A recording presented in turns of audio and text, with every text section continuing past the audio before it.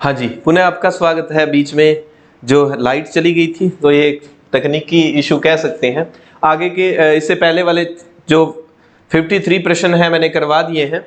Next जो प्रश्न है वो लगभग 25 एक मिनट की वीडियो है और ये 10 मिनट की ये वीडियो रहेगी।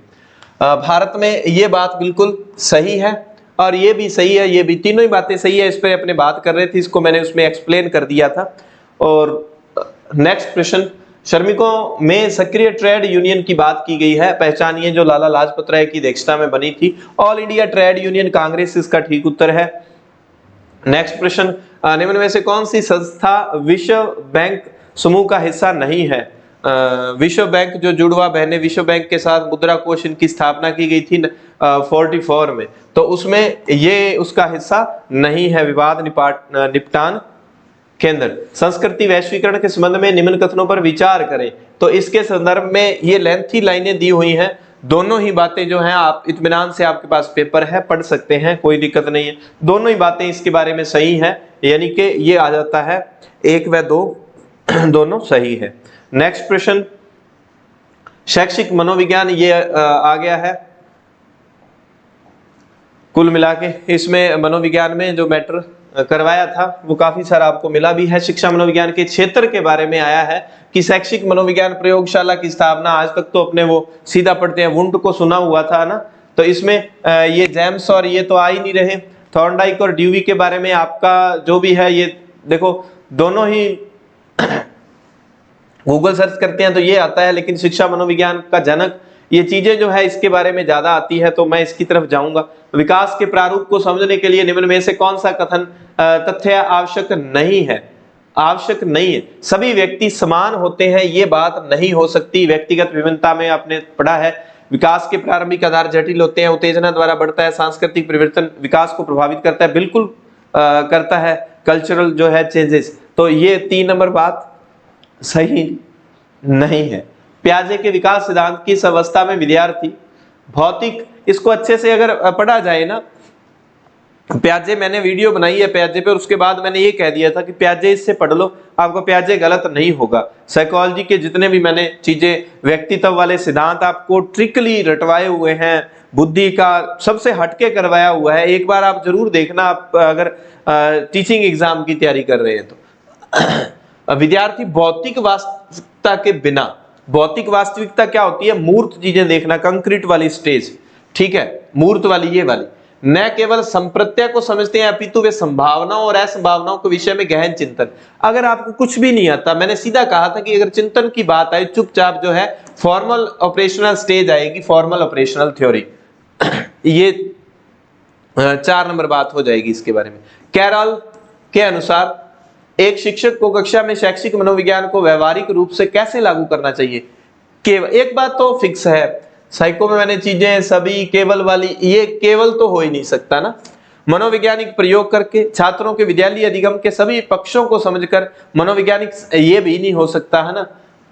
क्या करना है? शिक्षक को कक्षा में शैक्षिक मनोविज्ञान को व्यवहारिक रूप से लागू करना है, तो छात्रों के विद्यालय अधिगम के सभी पक्षों को समझकर फिर ही लागू किया जा सकता है। नेक्स्ट प्रश्न, शिक्षण के स्तर के आधार पर निम्न में से अधिगम का सबसे सरल तरीका, सबसे सरल, मैं मेमोरी वाले लेवल पे जाऊंगा। 3 आपको पता है स्तर हैं, स्मृति, चिंतन वाला और अवबोध वाला, है ना। तो इसमें स्मृति की तरफ जाया जा सकता है। वैसे अवबोध जो है, अंडरस्टैंडिंग लेवल जो है, समझने वाला, तो ये भी इसका हो सकता है पहला ये, और सरल वो हो सकता है। एक बार के लिए इसके 2 नंबर पे, क्योंकि साइकोलॉजी में आपको पता है थोड़ा सा इधर हो जाता है मसला। हार्दिक को गणितीय अवधारणाओं का ज्ञान है। एक चीज जैसे मान लो साइकिल चलानी आती है और बाइक चलाना सीख गया, तो मदद करता है वो भौतिकी को समझने में, तो ये हो जाता है समान तत्वों का सिद्धांत, समानीकरण वाला सिद्धांत।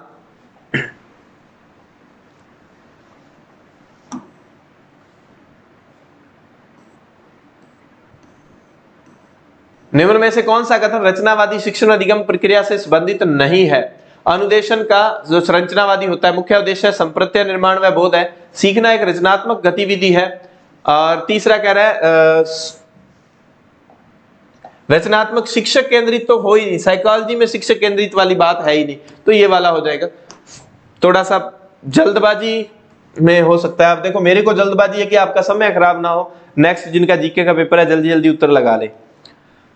वैसे ये ग्रेड सेकंड वालों के, थर्ड ग्रेड वालों के और उनके एक एक ऑप्शन की अच्छे से व्याख्या की जाएगी। नैतिक विकास के क्षेत्र सिद्धांत के अनुसार व्यवहार को नियंत्रित करने और सामाजिक व्यवस्था बनाए रखने के लिए सामाजिक सहमति द्वारा स्थापित परंपरागत नियम सामाजिक व्यवस्था को मानता है, तो वो कन्वेंशनल थ्योरी है। कन्वेंशनल थ्योरी वाली बात आ जाएगी, कहा जाता है, ठीक है, कन्वेंशनल थ्योरी वाली बात आ जाती है।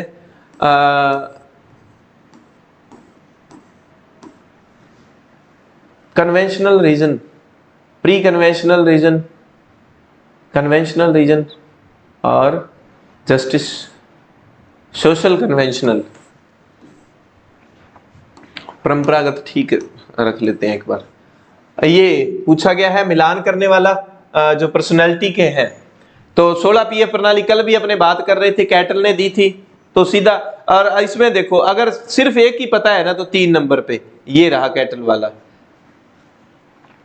ये तो बहुत अच्छे से आपको रटवाए हुए हैं, क्योंकि सेकंड ग्रेड में मैंने आपको कहा था सेकंड ग्रेड में इतने कंसेप्ट बेस नहीं आते, फैक्ट बेस्ड चीजें ज्यादा। प्रवीण स्वभाव से बहुत आक्रामक था, यानी कि व्यक्तित्व में फैक्ट बेस्ड चीजें होती है, बुद्धि में फैक्ट बेस्ड चीजें दे दी जाती हैं।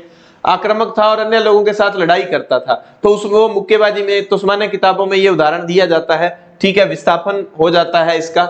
निम्न में से कौन सा विकल्प एक जगह से दूसरी जगह पे वो आलपोर्ट द्वारा वर्गीकृत व्यक्तित्व शील गुणों को दर्शाता है, तो ये हो जाते हैं कार्डिनल, केंद्रीय व गौणशील गुण। 1 नंबर इसका उत्तर हो जाता है।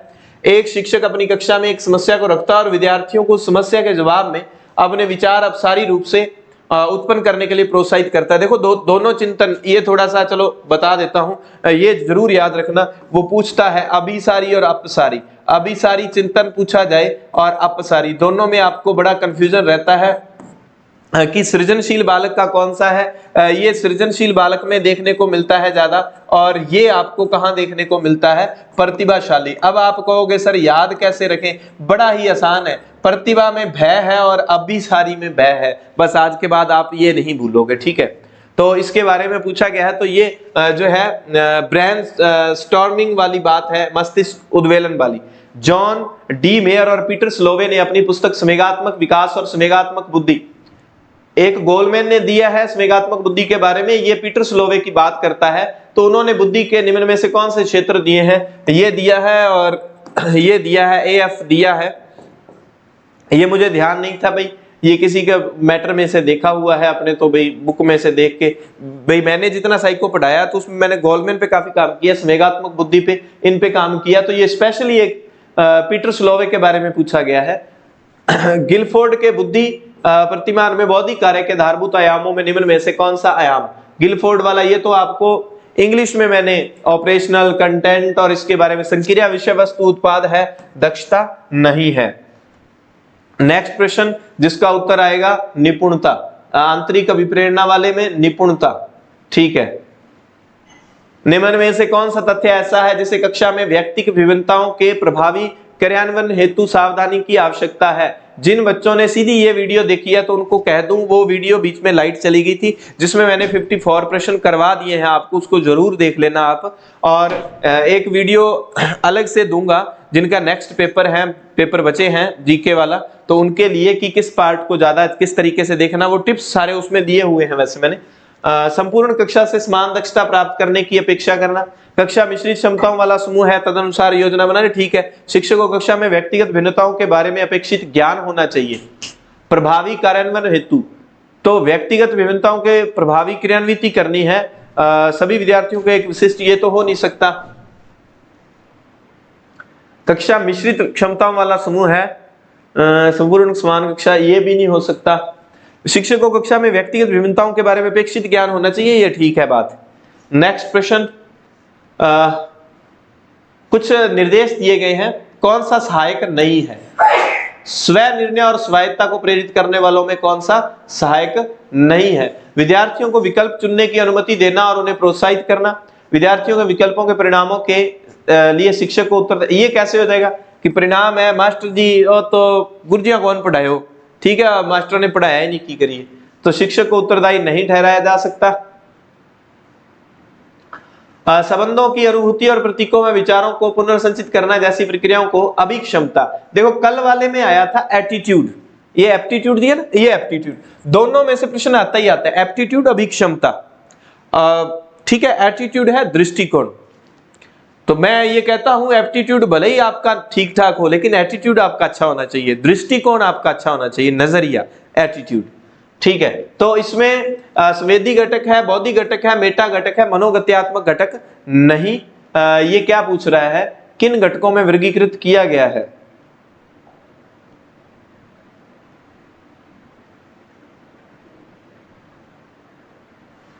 मेटा घटक।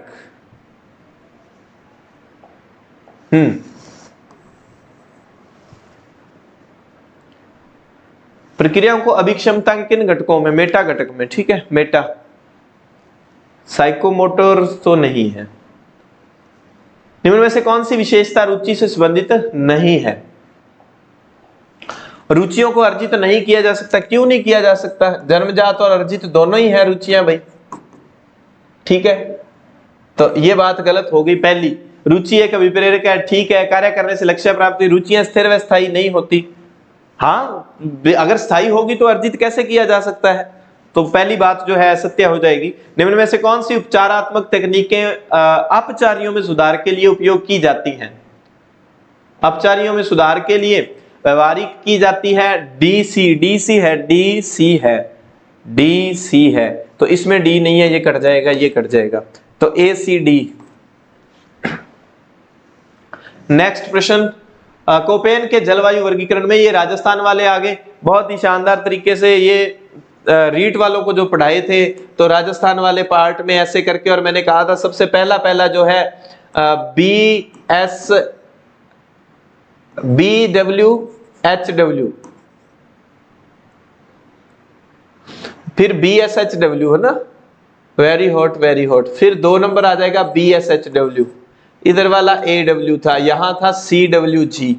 ठीक है, तो ये अर्ध शुष्क वाला आ जाएगा, ये BWHW होगा। ठीक है, और ये वाला आपका हो जाएगा AW, ये आपका हो जाएगा CWG। ये तो अब तो याद रहने लग गए होंगे आपको। राजस्थान की मिट्टियां, जलवायु, वैज्ञानिक वर्गीकरण, ये तो बहुत टिप्स पे, इंसेप्टी, एरिडीसोल्स, सेल्फीसोल्स, पहले वाला एंटी एरिडी, सेल्फसोल्स, एल्फीसोल्स, इंसेप्टीसोल्स, वर्टिसोल्स। राजस्थान की निम्न में से किस नदी का उद्गम मध्य प्रदेश से नहीं होता? इसका उत्तर 3 नंबर है, सोम नदी। और राजस्थान में 2023-24 में किस श्रेणी के वनों का कुल वन क्षेत्र का 50%? ये तो 6 से 8 में आपको 3 तरह के वन पहले तो याद रखने हैं। अवर्गीकृत वन होते हैं, रक्षित और आरक्षित होते हैं, वर्गीकृत वन नहीं होते। सबसे ज्यादा होते हैं रक्षित वन, जिसे सुरक्षित भी कहा जाता है, संरक्षित, जो कि 50% लगभग 55 के आसपास है। 1/3 होते हैं आरक्षित वर्ण जो जिसमें आने जाने की बिल्कुल मनाही है, और लास्ट वाले, सबसे लास्ट वाले होते हैं अवर्गीकृत वन। ठीक है, तो वनों वाले सारे आंकड़े आप देख लेना। उदयपुर 1 नंबर पे है, कुल में भी और प्रतिशत में भी, कम में चूरू है। ठीक है, और सबसे ज्यादा वृद्धि जो वनों में देखने को मिली है वो सीकर में देखने को मिली है, और सीकर में सबसे ज्यादा स्वदेशी पर्यटक भी आए हैं। तो राजस्थान 3077 कणकता पखानी है, अभी गेहूं की है, ये गेहूं की किस्म है, कल बाजरे की पूछी, गेहूं की है ये। तो ये जो ऑप्शन में दिए हैं इन सब की किस्म आप एक बार नोट कर लेना अच्छे से। राजस्थान में गोवंश की कल पूछी गई थी, कांकरेज नस्ल, आज आ गई नस्ल सिंधी व साहिवाल की, तो 1 नंबर है राठी, 1 नंबर राठी। नेक्स्ट, निम्न में से कौन सा एक दक्षिणी अरावली का शिखर है? तो ये तारागढ़ मध्य अरावली का हो गया, बैराज, भानगढ़ ये दोनों उत्तर अरावली के हो गए। ठीक है, सैयारा तू तो बदला नहीं है, ना ना ना ना ना ना ना नहीं है, तो सायारा हो गया ये सायारा। जनगणना 2011 के अनुसार राजस्थान के निम्न में से किस जिले में साक्षरता दर 55%? आपको पता है सबसे कम में जालोर है, तो जालोर के अलावा तो कोई 2 तो है ही नहीं ऑप्शन में, तो ये सीधा लग जाता। निम्न में से कौन सा सही है? बिलों के समूह को, कल आया था पाल, वो गांवों का समूह ही था पाल, और ये सिर्फ गांव के लिए शब्द यूज किया जाता है। गेर व नेजा भीलों के प्रमुख लोक नृत्य हैं, बिल्कुल सही है। कोतवाल नहीं है इसका उत्तर, ग्रासीय जनजाति के प्रमुख को कोतवाल नहीं कहते, शायद ये किसी और जनजाति का मुखिया है कोतवाल, सैरिया का है, किसका है?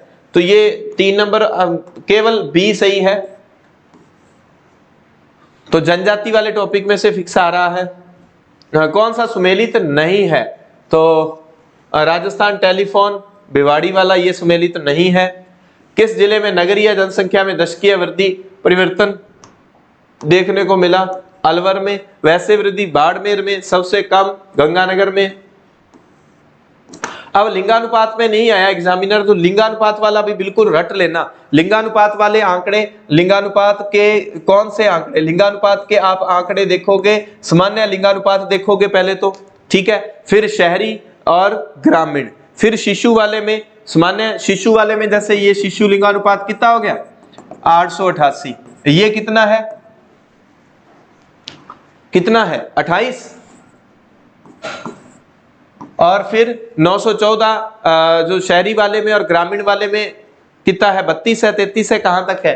तो ये 888, इसी तरह 14 माइनस करके और फिक्स इनको लिंगानुपात वाले में आपको लिंगानुपात सामान्य और सबसे ज्यादा लिंगानुपात में डूंगर के राज में पाप नहीं था, डूंगरपुर, राजसमंद, पाली, प्रतापगढ़ ये हो जाते हैं। सबसे कम में जो धौलपुर, फिर इधर जैसलमेर, फिर उधर वाले में एक, इस तरह से जो है जिलों को आप अच्छे से याद रख लेना। शहरी में कहां ज्यादा है? ग्रामीण में पाली में सबसे ज्यादा है, शहरी में टोंक में सबसे ज्यादा है लिंगानुपात।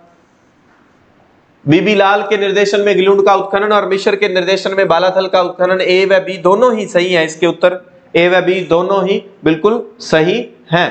नेक्स्ट प्रश्न इनको पढ़ना है। विग्रहराज चतुर्थ शैव धर्म का मतावलंबी था, बिल्कुल। विग्रहराज चतुर्थ चौहान वंश में से एक प्रश्न आपको मिल गया। और पृथ्वीराज विजय के अनुसार इसने जो है एकादशी के दिन पशुवध पर रोक लगाई थी।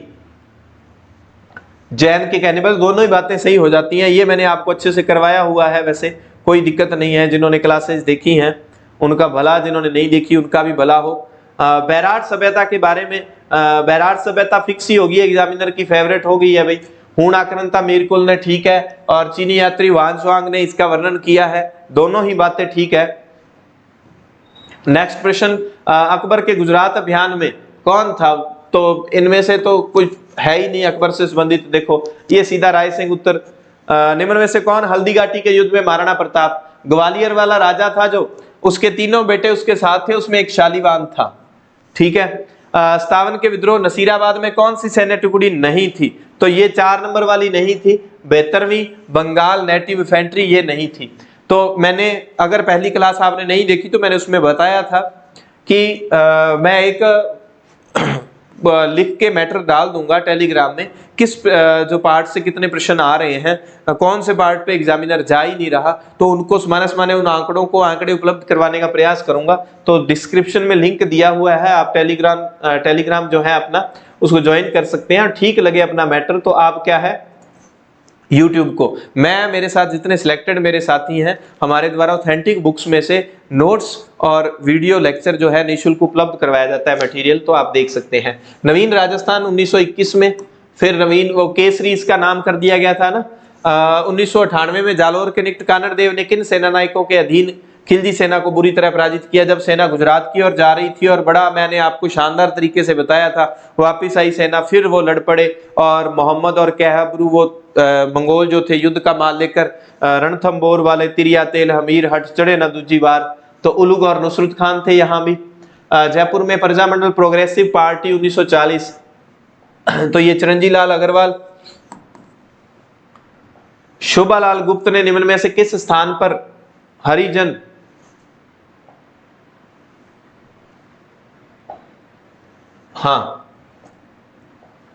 सेवाश्रम की स्थापना? ये तो हंटुंडी तो हरिबाबू उपाध्याय ने की थी, ये सागवाड़ा है।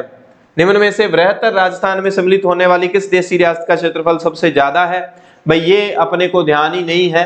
हाँ, हो सकता है कि इन दोनों में से कोई हो, करौली बूंदी में से, ये अपने ध्यान में नहीं है, ये प्रश्न मेरे को नहीं पता। तो इन दोनों में से एक उत्तर हो सकता है। बाबूजी के बारे में निम्न में से कौन से कथन सही हैं? बाबूजी के पास कालमी नामक घोड़ी थी, ठीक है बात। पाबूजी का विवाह पूगल की भाटी राजकुमारी, ये वाला गलत है। देवल चारणी की गायें छुड़वाने के लिए जो है उन्होंने बलिदान दिया था, तो ए और सी जो है दोनों बातें आपकी सत्य हो जाती हैं। तो आज का अंतिम प्रश्न पेपर जो है टफ वाली श्रेणी में, जिन्होंने भी नेक्स्ट पेपर देने हैं और मैंने टिप्स दिए हैं ग्रेड सेकंड के लिए, उन टिप्स को आप फॉलो कर लो। मैं कहता हूं 60% आपका पेपर बढ़िया तरीके से हल हो जाएगा, 50-60% अगर आपने पढ़ा है, क्योंकि अब जो है एग्जामिनर ने पैटर्न बदल दिया, आपका पेपर हल करने का तरीका वही ओल्ड वर्जन चल रहा है, इसलिए आप टिक नहीं पा रहे हो जो एग्जामिनेशन हॉल में। 1919 के अमृतसर कांग्रेस अधिवेशन में बिजोलिया किसान आंदोलन संबंधी प्रस्ताव रखा गया था,